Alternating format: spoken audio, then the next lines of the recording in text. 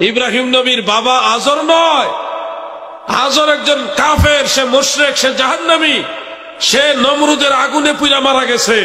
আর original Ibrahim আলাইহিস সালামের পিতা মাতা তিনারা ছিলেন ইমানদার মুমিন মুমিনা, তিনারা জান্নাতি। তিনাদের জন্য স্বয়ং আল্লাহর খলিল ইব্রাহিম আলাইহিস সালাম মাগফিরাত কামনা করেছেন, ইস্তিগফার করেছেন, নিশ্চয়ই তিনারা জান্নাতি। সুবহানাল্লাহ বলে। ইব্রাহিম আলাইহিস সালাম জগতের মধ্যে যদি শ্রেষ্ঠ ব্যক্তি কেউ থাকে মুহাম্মদ রাসূলুল্লাহ সাল্লাল্লাহু আলাইহি ওয়াসাল্লামের পরে ইব্রাহিম আলাইহিস সালাম শ্রেষ্ঠ ব্যক্তি। ঠিক কিনা বলেন? ইব্রাহিম আলাইহিস সালাম তার বাপের জন্য আল্লাহর কাছে ওয়াদা করেছিলেন, রব্বি লা তুখজিনি ইয়াওমা ইউবাসুন, আল্লাহ ওয়াগফির লি আবি ইন্নাহু কানা মিনাদ দাল্লিন, আল্লাহ আমার পিতাকে ক্ষমা করে দিন, তিনি তো পথভ্রষ্ট। কিন্তু ক্ষমা করার দোয়া আল্লাহ কবুল করেন নাই।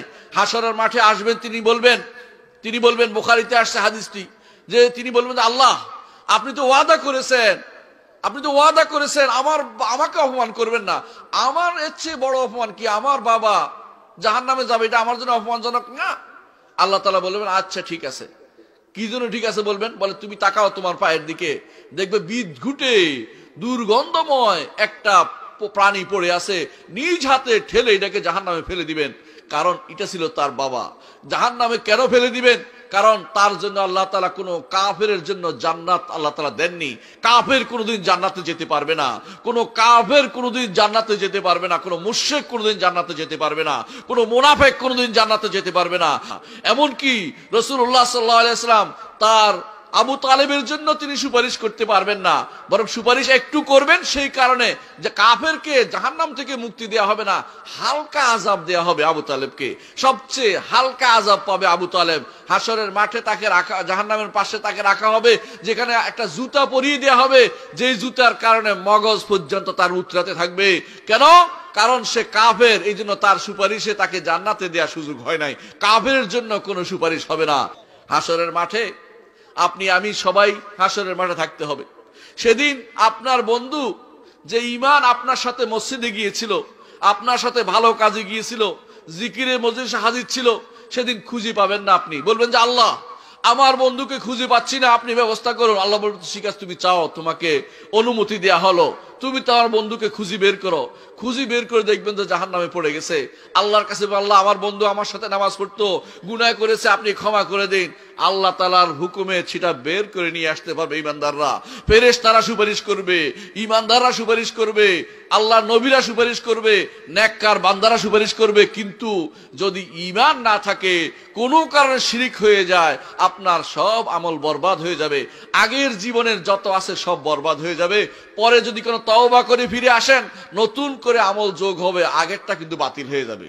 এর অর্থ হচ্ছে ঈমানদার সারা জীবন যেন তাকওয়া থেকে দূরে না যায়, চেষ্টা করবে কোনো কারণে যেন আমার শিরিক না হয়ে যায়। শিরিক হলে শেষ, কুফরি হলে শেষ, মুনাফিকি হলে শেষ হয়ে যায়। ঈমানদার কুফরিতে যেতে পারে না, কুফরি করতে পারে না, ঈমানদার শিরিক করতে পারে না, ঈমানদার নেফাকি করতে পারে না। করলে ঈমানদার থাকে না, ঈমান থাকে না। তখন কোথায় যাবে? আল্লাহ তাআলা বলছেন কোরআনে কারীমে, ওয়া নাসুকুল মুজরিমিনা ইলা জাহান্নামা ওয়িরদা, আর পিটিয়ে পিটিয়ে জাহান্নামে মুজরিমদেরকে জাহান্নামের দিকে নিয়ে ফেলা হবে। কারা মুজরিম? অপরাধী যারা, কারা? আল্লাহ কোরআনে কারীম বলেছেন, ওয়ামান আরাদা আন যিকরি ফাইন্না লাহু মাঈশাতান দানকা, যেই ব্যক্তি আল্লাহর জিকির থেকে মুখ ফিরিয়ে থাকে সে হচ্ছে নিকৃষ্টতম জালেম। ওয়ামান আযলামু মিম্মান যুক্কিরা বিআয়াতিহি ফাআরদা আনহা ইন্না মিনাল মুজরিমিনা মুনতাকিমুন। আল্লাহর কোরআনের কথা বলা হচ্ছে, রাসূলের হাদিসের কথা বলা হচ্ছে, আল্লাহর রাসূলের সাহাবীদের কথা বলা হয়েছে, নেককার বান্দাদের কথা বলা হয়েছে।